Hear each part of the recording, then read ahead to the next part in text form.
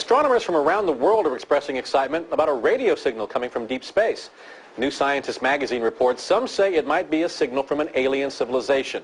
The signal coming from a point between the Pisces and Aries constellations has been detected 3 times by the SETI radio telescope in Puerto Rico. The giant antenna uses a worldwide network of personal computers to sift radio signals from space. Sounds like a movie. It does. Contact, maybe? Yeah, Thank you, Bill. Bay Area scientists today said we need to decide what we're going to say to extraterrestrials. A recent discovery of a mystery signal, along with new technology, are leading some to predict we'll soon have a chance for a cosmic conversation. It's really startling when you think about it. KTVU Health and Science Editor John Fowler is here now with more. John? Startling it is, and it could be humanity's most important message, a simple hello. Across the globe, radio receivers like these are listening for a signal of intelligent life in the universe. And as in the movie Contact, real astronomers today say they have at least one mystery signal picked up by this dish in Puerto Rico last month. And they're confident technical advances will turn up a sign of ET. We probably won't be able to decode it. We'll know they're out there, there's something out there, but we won't know much about their civilization. To come here and, molest us. According to the famous Drake equation, astronomers estimate there are some 10,000 intelligent civilizations just in our galaxy. The nearest one is likely very far away. But many scientists urge caution when it comes to initiating contact. They say it might be foolish, even dangerous for Earth to assume we know all the risks. I don't think Earthlings should transmit messages right now. We're an emerging civilization. We're just getting in the game. Wertheimer heads the SETI at Home project at UC Berkeley. He says listening is one thing, replying quite another. We're just learning how to do this, and we really don't know what we're up to, and so we need to be careful.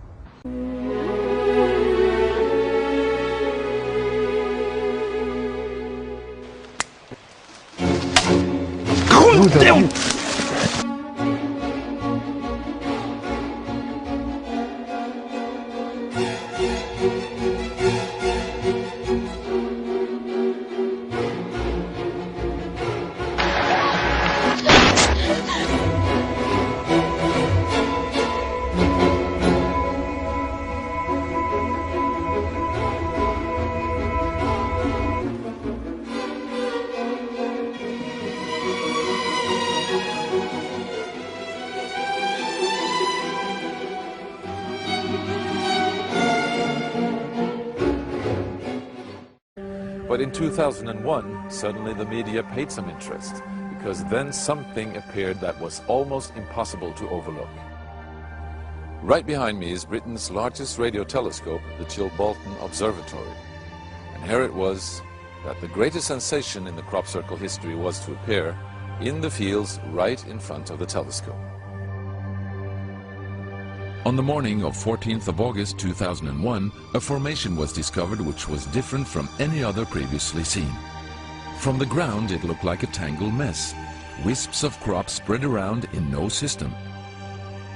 However, in the evening with growing shadows, a picture appeared, unmistakably that of a face. That picture represented a whole new technique, a screen technique, the same that's used for printing a picture on paper. 3 days later, the face was joined by something that looked like a data strip. Rows of counters made out of standing and flattened crop. But soon an astonishing similarity is discovered.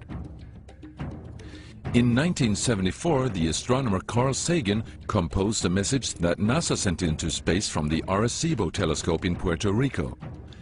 Binary figures which constituted a graphic code presenting key factors about humans and the planet we live on. 27 years later, an identical pattern appears in a crop field right in front of a similar radio telescope. However, on closer inspection, it seemed to show that the code contained some fundamental differences. Sagan's message explained our calculation system, the dominant chemical substances within the elements that create life on Earth, about our DNA code, humans' height and quantity, and that we live on the third planet in our solar system, and lastly, a sketch of our radio telescope. The message received described the same calculation system, but that silicon is most dominant in life forms in contrast to carbon. The drawing also clearly shows a humanoid figure with large head in relation to its body. It's also explained that they have an extra string in their DNA, are approximately 4 feet tall, inhabit the 3rd, 4th and 5th planets in their solar system, and have a population of around 21.3 billion. Underneath, the telescope has been replaced by something more complex. 1 year earlier, a strange crop circle had appeared in the same place. Is this the same illustration as in the sender's code? Is this the correspondent's radio telescope?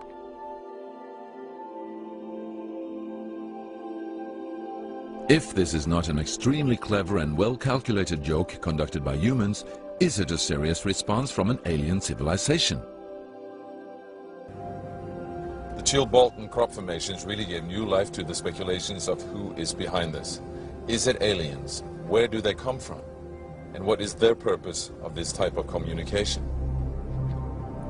The following year, very nearly on the same day, a new picture appears that gives new force to the alien theory, this time in Crabwood, near the town of Winchester in Hampshire. Once again we see a face, but this time there is an unmistakable resemblance to something extraterrestrial. The picture also contains a print, somewhat similar to that of a CD, with something that appears to be a coded message. This formation also has a new type of design, this time with horizontal line patterns of variable thickness, similar to that of a TV picture. The message on the disc is similar to a spiral band built up of many boxes. But data expert Paul Weige manages to decipher the message. And I had to enlarge the disc quite substantially on the computer and run some image analysis over it to make it clear so that I could see what was a standing tuft and what was flattened. And while I was doing this, I noticed that every so often there was almost a mistake in the diagram. It was like there was a tuft, where the little square tuft, it had done sort of half size. I thought that was a bit odd, and it seemed fairly regular. I was going round, and I sort of counted up, and it was sort of literally every sort of 8 bytes or whatever. And I thought, oh, 8 bytes, and yeah, from computer side, is obviously some sort of binary code. So then I did the straightforward thing. I just converted it into ASCII, which is the standard sort of computer language that you encode the alphabet in. And of course I then started to get words forming out, and I thought, I'm getting somewhere here. So I then did the whole thing for the whole lot, and got this message. The message is in English and reads as follows: Beware the bearers of false gifts and their broken promises. Much pain, but still time. There is good out there. We oppose deception. Conduit closing. Many have been surprised by this message. Are there aliens with such faces that we should be aware of? Or is this a picture of the sender? Does this indicate the start of actual close contact with neighbors in the universe? My own, and this is only a hypothesis, belief about this, is that there's an effort of the extraterrestrials are gradually trying to communicate with us, a very slow process, giving us a lot of time to digest the fact that we may not be alone here.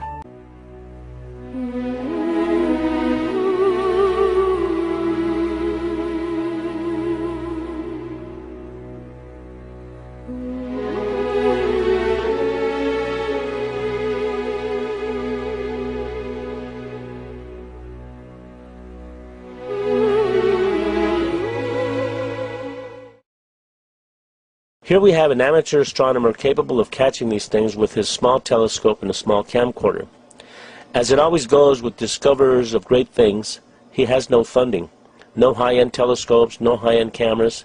He has found something that through his apparatus that he invented is capable of capturing interstellar spacecraft.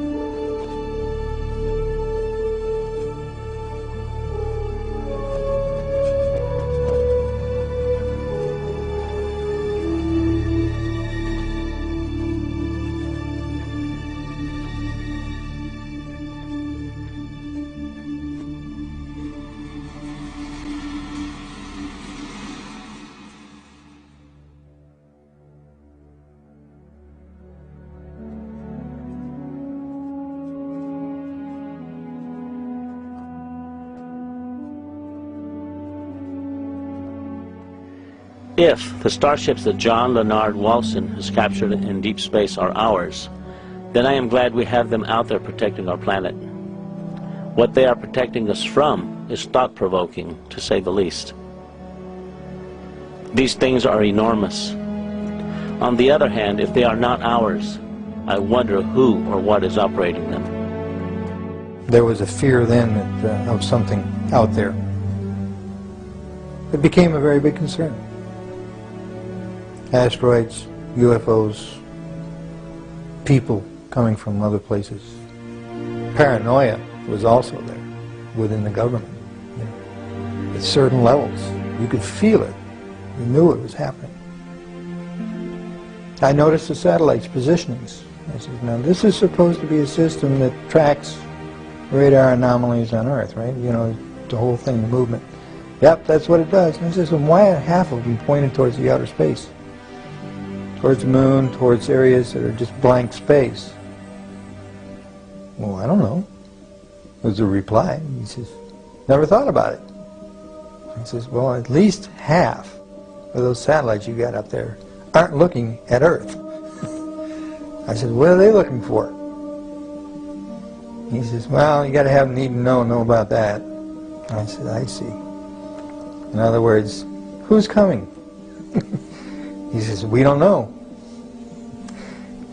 End of subject. Ever since I got involved with John Leonard Walton, I always now look at the Big Dipper in a totally different way. I can't wait to have people all over the world seeing them. The great thing about the interstellar starships is we know where they are.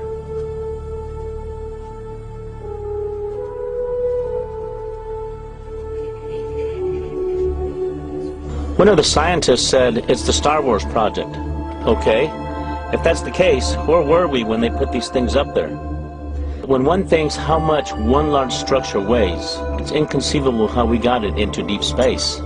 The machinery it would take to construct one of these things is no less conceivable. And the fact that they can expand and transform into different shapes in deep space is extraordinary. There are questions I have.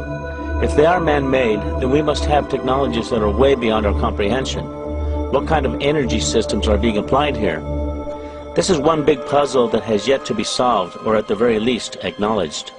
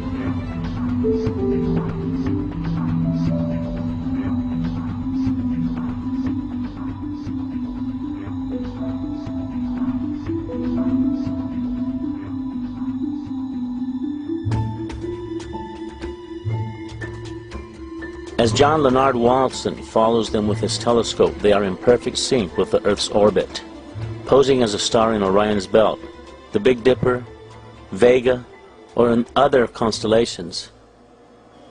This means that perhaps if one structure is 2.5 light years away, it may be orbiting around Earth at millions of miles per hour. With those kinds of velocities, and with the capability of being able to effortlessly change and transform, it takes an enormous amount of energy. What kind of alloys are they made of that allows them to transform and retract at these velocities in deep space?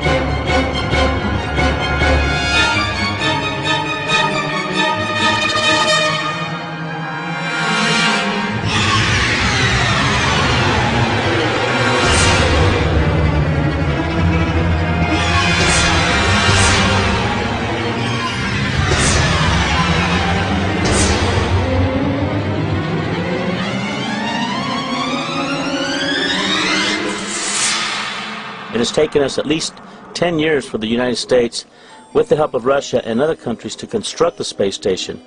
And when you look at these huge structures that are in deep space, you just have to wonder, what are these things? Who inhabits them?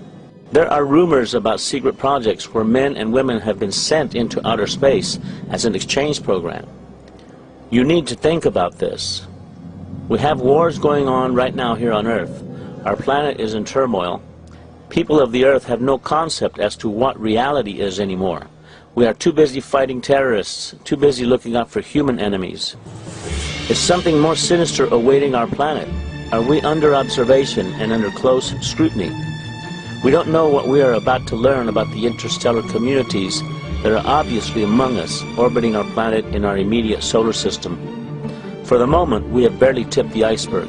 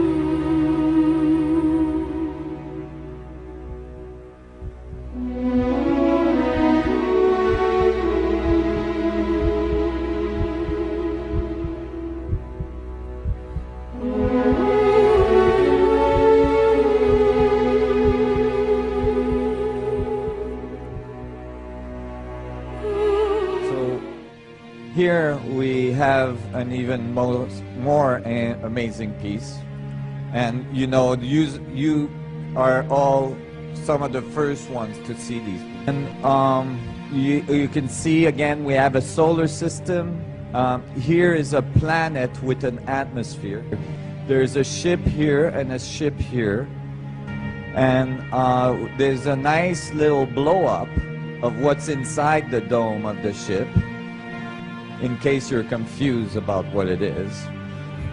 And this is as well, you know, you can see the steps here, typical of, you know, pyramidal step pyramids. And here we can see that this ship is following a comet that is coming at the Earth, or at least at the planet that's here. And you can see that this UFO, right, which you can see is moving at high velocity, is doing something to push the comet.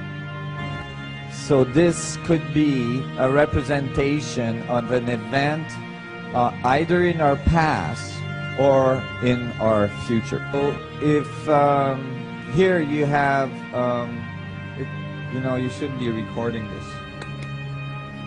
No recording. Okay, so here we have other pieces. Again, we have a solar system. The sun is very clear here. We have a planet with an atmosphere. We have another planet here, and we got an ascending ship here, another one down there, and then one inside the sun flare. So here, so here we see a UFO coming out of the sun. It's very specific.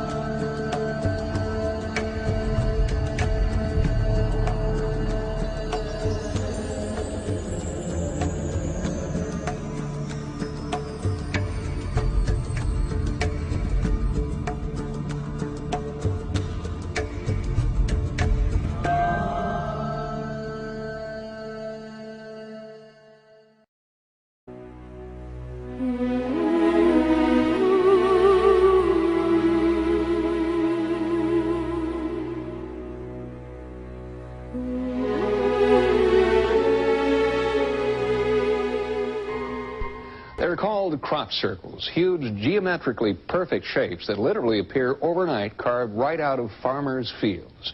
Some believe they're UFO landing pads. Others think they might be some sort of cosmic road sign. And, of course, many people just think they are hoaxes.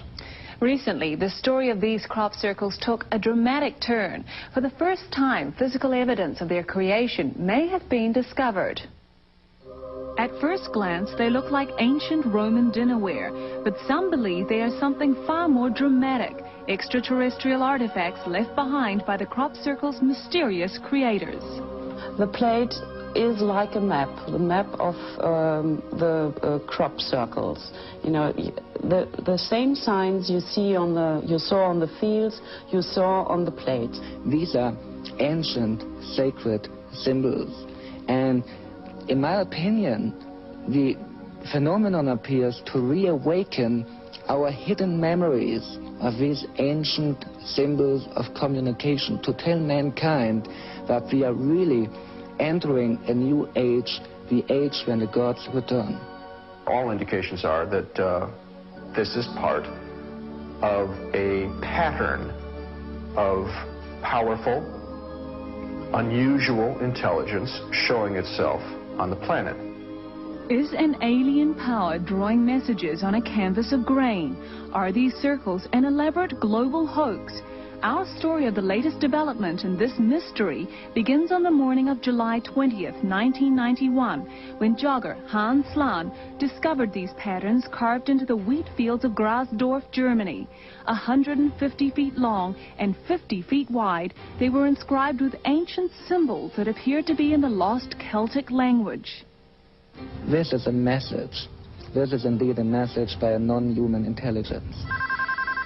After receiving a telephone tip, local journalist Claudia Briebach was one of the first investigators to arrive on the scene. She immediately ordered a series of aerial photographs for analysis. They were just huge. They were really amazing because they were so huge, and I first thought it couldn't be a human being doing this. If it's a human being having done this, it's a genius, really. Because I think it was about 100 meters long, and the circles were exactly made, and it was really beautiful.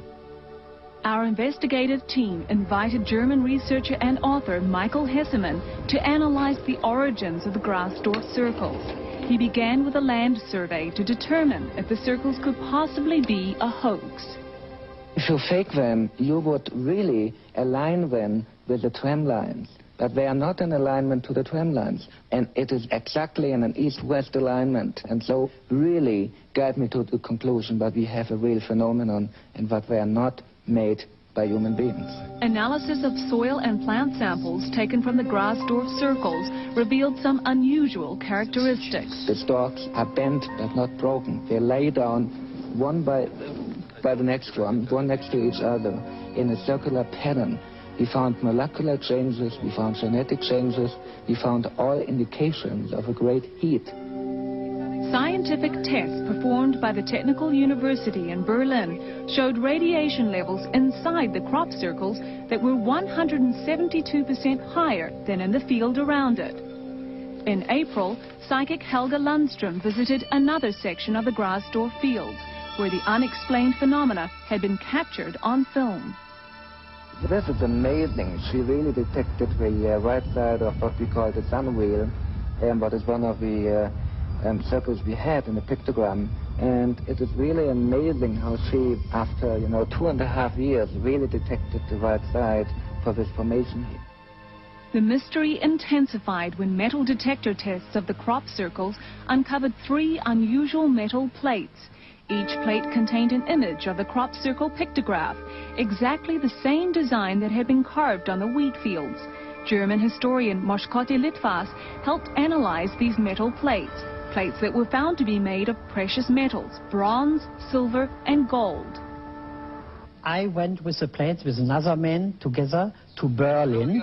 There is an examination institute, a very, very big institute, and they found there is only silver in the silver plate, and the bronze is very unusual. We have never seen metallic plates like this. If you look on this picture, you see there are a lot of circles. But there are only 3 circles surrounded by half circles. And that are the places they found the 3 plates. In all the other circles, they found nothing. How could such elaborate designs appear overnight in the darkness? Why did these huge symbols mirror the images of the metal plates? These are only 2 of the many questions that surround these mysterious circles.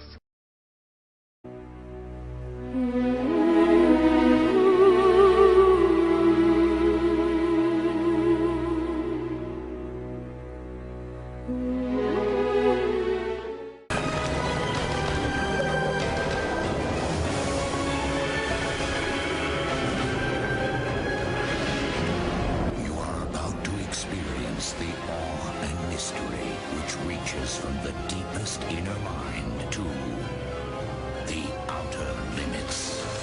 Please stand by. It's New York City. It's March 7th. Well, partly it's taken to these very strange images that are behind your head right now. These are pictures of equations. I've been, for the last 15 years, trying to answer the kinds of questions that my colleagues here have been raising. And what I've come to understand is that there are these incredible pictures that contain all the information of a set of equations that are related to string theory. And it's even more bizarre than that, because when you then try to understand these pictures, you find out that buried in them are computer codes just like the type that you find in a browser when you go surf the web.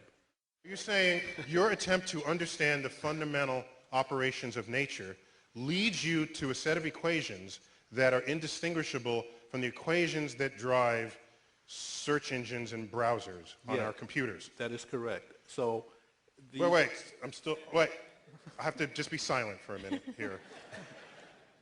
So you're saying as you dig deeper, you find computer code writ in the fabric of the cosmos? Into the equations that we want to use to describe the cosmos, yes.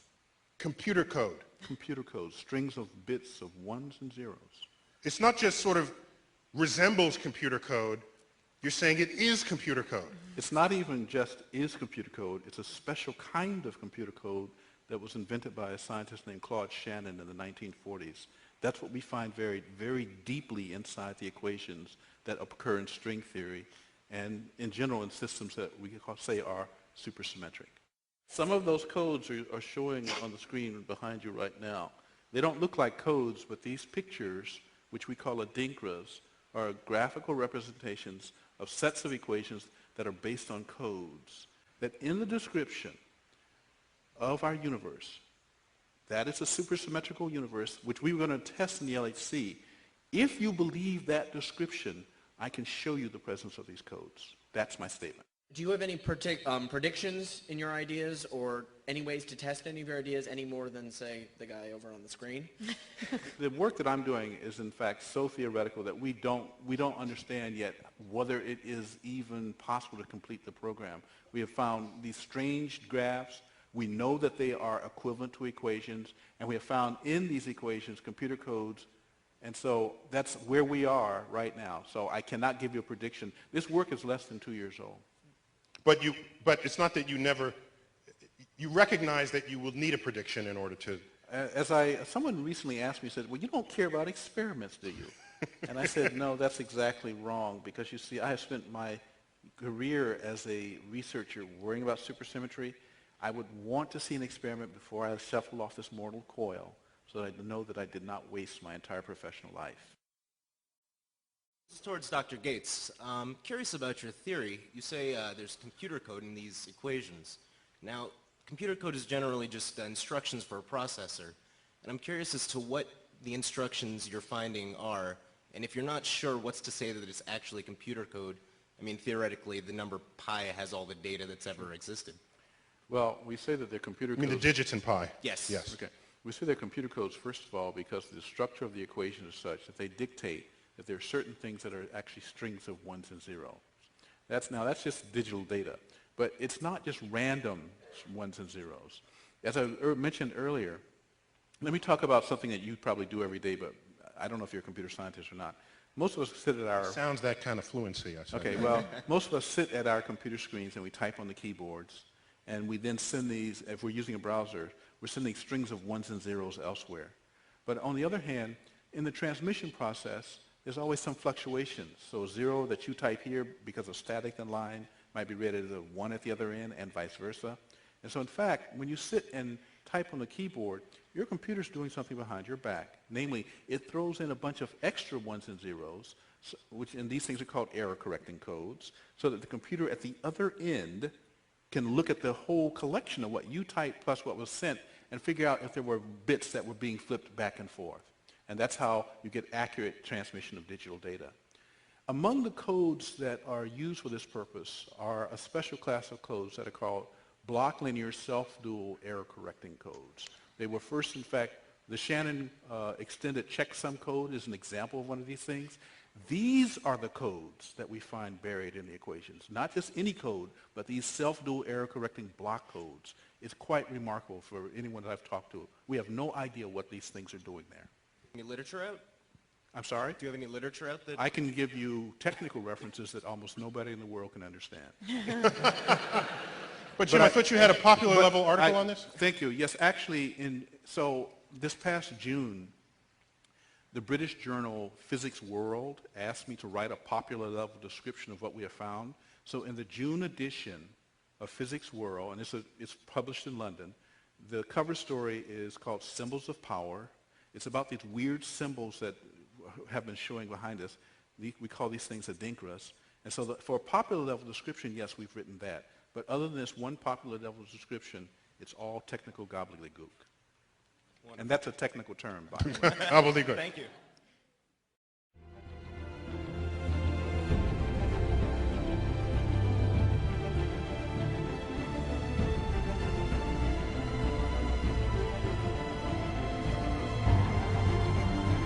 There's a philosopher at Oxford, Nick Bostrom. The argument is called the simulation argument, and he argues that we are all very likely not living in a real universe, but living in a simulated universe. And we are being simulated on the hard drives of computers of the future. Now he gets there with a few simple steps. You simply have to acknowledge that consciousness is at bottom the result of information processing at the level of the brain, and there's nothing magical about brains. It could be information processing in a computer of the future. Most scientists think that's true. They don't think there's anything magical about the wet stuff in our heads, and that consciousness is at some point going to be instantiated in computers. Then you simply have to grant that humans of the future will run simulations of the past in the way that we run simulations, the Sims games, and then there's just one short move, that simulated universes, almost by definition, will outnumber real universes. And therefore we are a lot more likely to be among the simulated ancestors than the real ancestors. Now again, this everyone acknowledges it seems a little crazy, but the assumptions that you have to take on board are not so weak.